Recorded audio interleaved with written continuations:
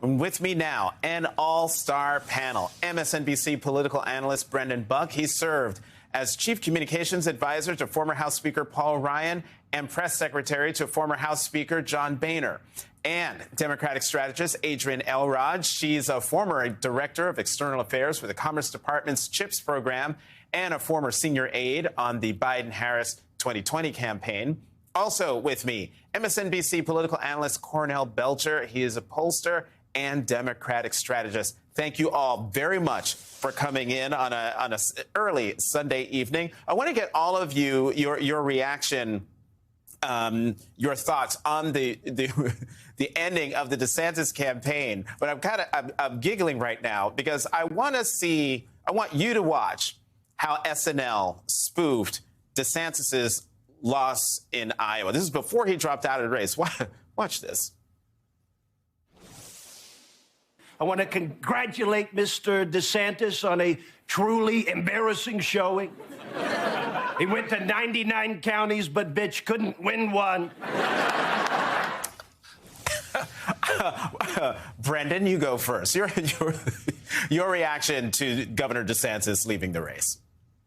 Yeah, I mean, this has felt inevitable for a long time.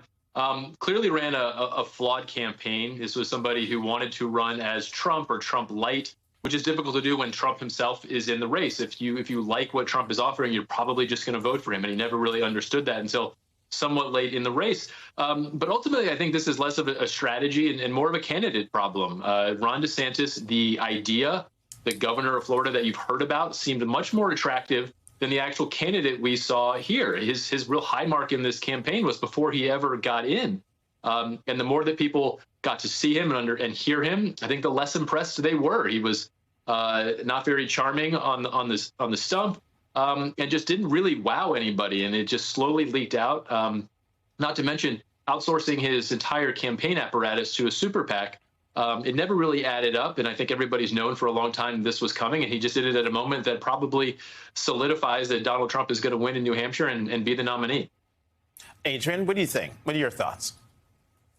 Yeah, look, Brendan's exactly right. You know, Ron DeSantis was supposed to be the savior for the Republican Party, the alternative to Donald Trump. If you sort of liked MAGA policies, but you didn't want all of the divisive rhetoric that Donald Trump espouses, then Ron DeSantis was your guy. It never really worked out that way, as Brendan very articulately put. He just never caught fire. A lot of it had to do with his personality. A lot of it had to do with the fact that I think a lot of people who didn't have experience working on campaigns were running his campaign. But Jonathan, I want to give you a really interesting statistic to just really demonstrate what a disaster this campaign was that my dear friend Doug Landry, longtime Democratic strategist, put out. And it is Ron DeSantis spent $150 million, and you can combine his super PAC and his campaign, $150 million, and only got 23,420 votes. That adds up to $6,400 per vote. I mean, that is a staggering statistic that no campaign wants to have under their belt. So it was doomed from the beginning, I guess. And, you know, the last thing I'll say is I think it's pretty spineless that he is supporting Donald Trump after all of the horrible things that Donald Trump has said about him instead of somebody else like Nikki Haley, obviously the other alternative. It just really demonstrates, Donald Trump's grip on the Republican Party these days. Mm-hmm. Yeah, I mean, Donald Trump called Governor DeSantis Governor DeSanctimonious so many times I can't even count. Cornell. Yeah, look, I'm going to lean in on what these two brilliant people have already said.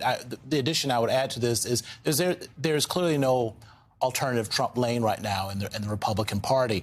DeSantis was trying to be Trump light, and I think part of his strategy was if Trump falters, look, I'm the caretaker of the grievance politics of cultural and racial aversion.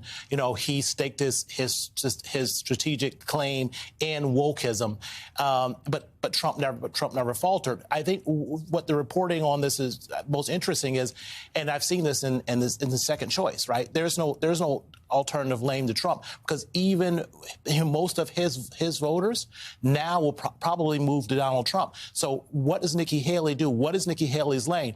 I think she is probably in it for maybe one, maybe two more races, and then it's over, because there is no anti-Trump lane currently in the Republican Party. You think she hangs on through South Carolina? I think she has to make it to South Carolina. I think she has to make it to South Carolina. I think it'd be really embarrassing if she doesn't make it, at least to her home state, although her home state senator has now endorsed Donald Trump. So even there, it's going to be an uphill battle for her. And Brendan, let me come back to you on this, because so you've got Senator Tim Scott endorses Donald Trump. You have Florida Governor Ron DeSantis losing horribly. Well, he came in second. He came in second in Iowa.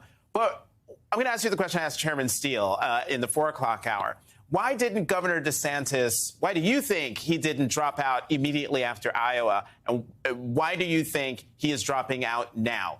Is it to completely kill the candidacy of Nikki Haley by I think Cornell just all his voters are going to go, all DeSantis voters are going to go to Donald Trump? Yeah, I don't know. It's a good question. I imagine coming to a conclusion like this is difficult, and you probably have to talk it over for a while, but before you land there. So I don't know if it was necessarily to take out Nikki Haley. I think that was probably going to happen either way. I mean, look, Cornell just said something really important. Ron DeSantis, just like Nikki Haley, both of these candidates and really all the others ran this race so they could be there in case Donald Trump fell. But none of them were willing to actually be the ones to take him out directly themselves. And ultimately, that's what it came down to. Ron DeSantis got pummeled for months and months and months by Donald Trump and never did anything. Now Nikki Haley is on the receiving end of a bunch of Donald Trump attacks. All of these people who are now endorsing him, whether it's Tim Scott or Ron DeSantis, realize that the future of the party is still in the Trump direction. There's no use in endorsing Nikki Haley, who's very unlikely to win. And if you want to have any future, if Ron DeSantis wants to salvage something out of this, I think he probably wants to run for president again someday. He's going to have to get right with a lot of Trump voters. So I imagine that's what he's doing and what Tim Scott and people before him were doing.